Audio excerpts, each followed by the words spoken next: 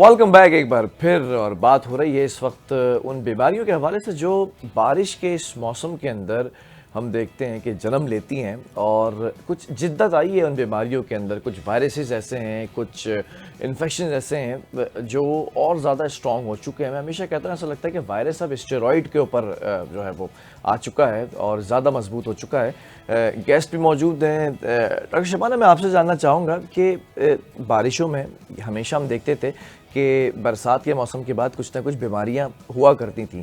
इस बार बीमारियों के अंदर हम देख रहे हैं कि बड़ी जिद्दत आ गई है। शदीद बुखार, 104 105 बुखार होना कोई हैरानी की बात नहीं रह गई है। वो भी 3 4 4 5 5 दिन कंटिन्यूसली रहना, उस बुखार का ना उतरना, और दूसरी तरफ जिस्म का बुरी तरह टूटना। ऐसा लगता है कि जैसे सारी हड्डियों को किसी ने तोड़ मरोड़ दिया हो या निचोड़ दिया हो। ये बीमारियां जो इस वक्त जिद्दत इख्तियार कर रही हैं, वजह क्या है? देखिए, बीमारियां जिद्दत इख्तियार नहीं करती। जितने भी वायरल इन्फेक्शंस हैं उनके एक कैरेक्टरिस्टिक्स ये होती है, जब वो दोबारा आता है, उसका आउटब्रेक आता है, तो उसकी कुछ ऐसी कैरेक्टरिस्टिक्स चेंज होती हैं जो पहले नहीं होती। उसमें डिफरेंट चीज़ें, जितने भी वायरल इन्फेक्शन हैं उन सब की तकरीबन साइन सिम्टम्स मिलती जुलती हैं। तेज़ बुखार का आना, जोड़ों में दर्द, बुखार का होना, ये तो सारों में है। मतली का आना, दिल का ख़राब होना, ये चीज़ें नॉर्मल हैं।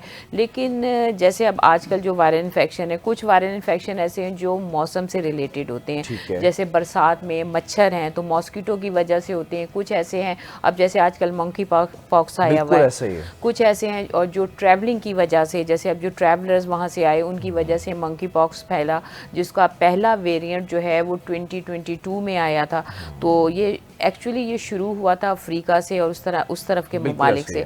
उसके बाद फिर ट्रैवलिंग हुई, फिर जो है WHO ने हेल्थ एडवाइजरी जारी की है पूरे ऑल ओवर द वर्ल्ड कि भाई ये बीमारी होने से पहले ही लोग इसकी प्रोटेक्शन कर लें। सेकंड ये है कि अब दोबारा इसका आउटब्रेक हुआ है 2024 में। पाकिस्तान में भी पहले इसका एक केस आया था, फिर ग्रेजुअली जो है वो, क्योंकि कंटीजियस डिजीज़ है, कंटीजियस डिजीज़ का मतलब होता है कि वो बीमारी जो एक से दूसरे को लगती है। अब इसमें जो 2022 में आया था वो तो ऐसा था कि बहुत तेज़ी से फैलता था, लेकिन अब जो इसका वेरिएंट ये वाला है, ये फैलता कम है उसके कंपैरेटिवली, लेकिन इसमें डेथ रेट ज़्यादा है अगर आप इसको प्रॉपरली ट्रीट नहीं करते। अच्छा, आप दोनों के होते हुए हमें चीफ मेट्रोलॉजिस्ट भी ज्वाइन कर चुके हैं। सरदार सरफराज साहब हमारे साथ मौजूद हैं, चीफ मेट्रोलॉजिस्ट। सरदार साहब, बहुत शुक्रिया ज्वाइन करने के लिए। जी, अस्सलाम वालेकुम, थैंक यू जी। वालेकुम अस्सलाम। सरदार साहब, ज़रा जानना चाहूँगा, इस वक्त बताएं मुल्क में मौसमी सूरत हाल। आप तो माशाल्लाह सबसे ज़्यादा हमें अपडेट करते हैं। मूसलाधार बारिश की पेशगोई की गई, ख़ासतौर पे कराची हमेशा मैं देखता हूँ महरूम रहता है बारिशों से। इस बार कराची के अंदर भी काफ़ी बारिशें आपने जो है वो प्रेडिक्ट की हैं। ज़रा बताएँ कि क्या इस वक्त सूरत हाल होने जा रही है? जी, बहुत शुक्रिया। देखिए, जो कराची और पूरे सिंध के लिए है, तेज बारिशों की पेशन गोई पिछले 3 4 दिन से चल रही है। वो इसी बुनियाद पर कि हवा का एक शदीद कम दबाव, जैसे डीप डिप्रेशन है तो वो इस वक्त कराची से कोई 250 किलोमीटर के फासले पर है, जनूब मशरक में कराची के। तो जैसे वो आगे बढ़ेगा तो अच्छा, एक और उसके साथ इम्कान ये पैदा हो गया है कि वो जैसे अरेबियन सी में दाखिल होगा।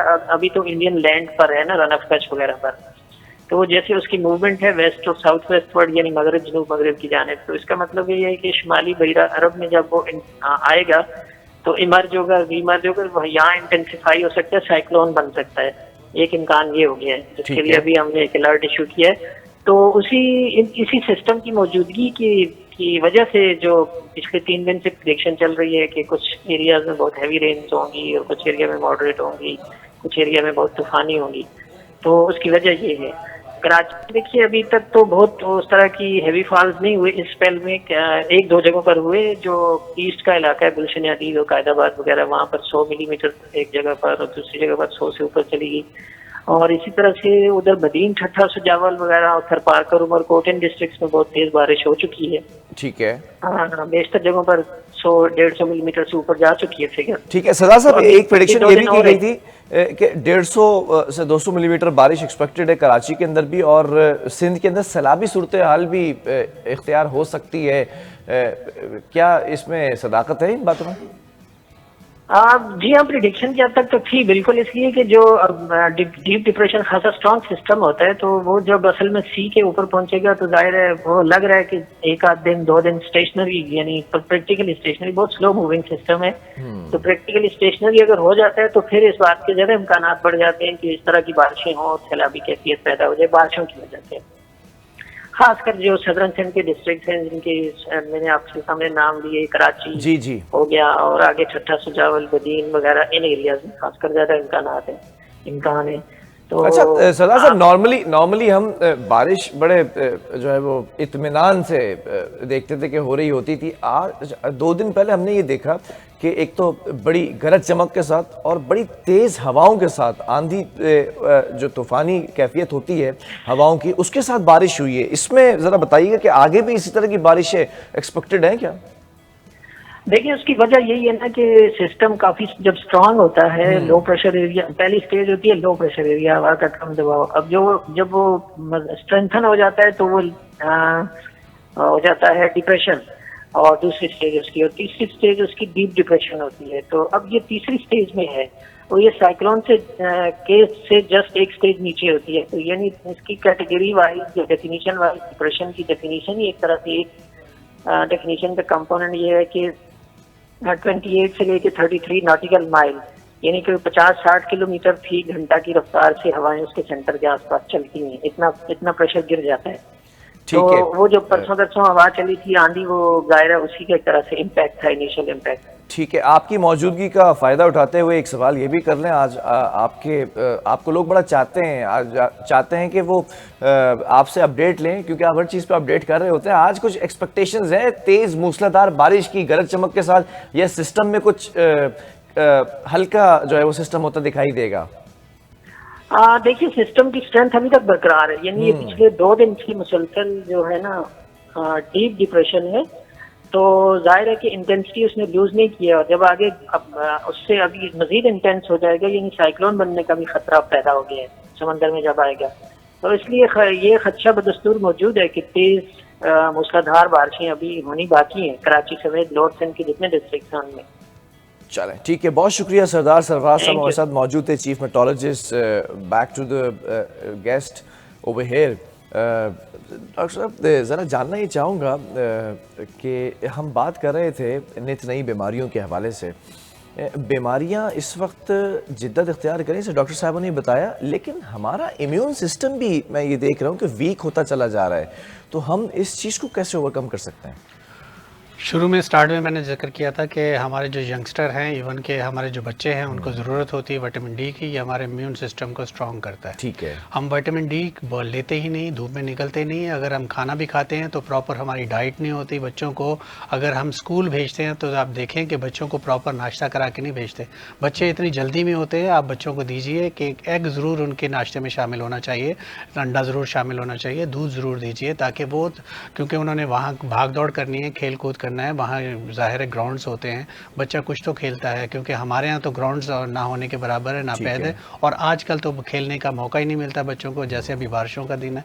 तो आप उनका इम्यून सिस्टम स्ट्रॉन्ग कीजिए, क्योंकि उनको खानों में कोशिश कीजिए कुछ वाइटामिन, क्योंकि बहुत सारे हमारे दूध और डेयरी प्रोडक्ट्स में वाइटामिन होते हैं। विटामिन डी बहुत ज़्यादा ज़रूरी होता है। मैंने खानों का जिक्र किया तो खाने का एक ज़हन में मेरी बात आई कि खाने आप जिन तेल में पकाते हैं वो मुज़र सेहत हो सकता है इस सूरत में कि आपके, क्योंकि B6 है, सॉरी, उसमें ओमेगा 6 है, और ओमेगा 6 आपको ज़ाहिर है बीमार करता है। आपको ओमेगा 3 लेना चाहिए। तो फिर ओमेगा 3 किस चीज़ों में है वो थोड़ा सा मैं बता दूं। आपका नारियल के तेल आप वो लीजिए, आपका फिश ऑयल में है। आप इवन के जब तक आप देसी घी खाते रहे, आप स्ट्रॉन्ग रहे, आपको इम्यून सिस्टम स्ट्रॉन्ग रहा, तो आप देसी घी कदरे महंगा है लेकिन आप थोड़ा डालिए, लेकिन देसी घी में खाना पकाइए। अरब कंट्री में आपने देखा है जैतून के तेल में ही चीज़ें बनती हैं। तो हमारा जो नौजवान है उस इतना लथार्जिक क्यों है, इतना हाइपर क्यों है, इतना लो एनर्जी क्यों है, इतना स्ट्रेस लेवल क्यों उनका ज़्यादा है? वो वजह ये है कि वो खाने ऐसे खाते हैं जिसकी वजह से उनके जिस्म से वो मैग्नीशियम कम होता है, जिसकी वजह से स्ट्रेस हार्मोन बढ़ जाता है, और मैग्नीशियम की वजह से आपको जो मेलाटोनिन है और वो कम होना शुरू हो जाता है। तो रिलैक्सिंग हार्मोन आपका कम होता है, स्ट्रेस लेवल बढ़ जाता है, तो जिसकी वजह से आपको ब्लड ब्लड प्रेशर और लो एनर्जी होनी शुरू हो जाती है। तो ये बहुत सारी चीज़ें हैं, खाने असर डिपेंड करता है। आप खाने हेल्दी खाइए, बाहर के खाने ना खाइए, तली हुई चीज़ें ना खाइए, जिसकी वजह से आपका इम्यून सिस्टम स्ट्रांग होना ज़रूरी है। अगर आपका 30 IU से कम है, मिलीग्राम से कम है आपका विटामिन डी, तो आपको समझ लीजिए आपको ज़रूरत है आपको सप्लीमेंट की भी। तो सप्लीमेंट में फिर आप विटामिन डी, लेकिन डॉक्टर के मशवरे से, खुद से लेना शुरू ना कीजिएगा, क्योंकि सेल्फ मेडिकेशन हमारी कौम बहुत ज़्यादा करती है, जिसकी वजह से नीम आप हकीम बीमार हो। बनने का हमें शौक भी। बहरहाल बहुत शुक्रिया आप दोनों मेरे मोअज़्ज़िज़ मेहमानों का। व्यूअर्स आपने देखा होगा कि किस तरह से जो है वो सजेशंस दी गई हैं आप लोगों को, फ्री प्रिस्क्रिप्शन आप लोगों को मिल गई है इस वक्त के। ख़ास तौर पे जो घर में माएँ बैठी हुई हैं इस वक्त देख रही हैं, वो अपने बच्चों को क्या डाइट के अंदर चीज़ें शामिल करा सकती हैं वो जानने का मौका मिला।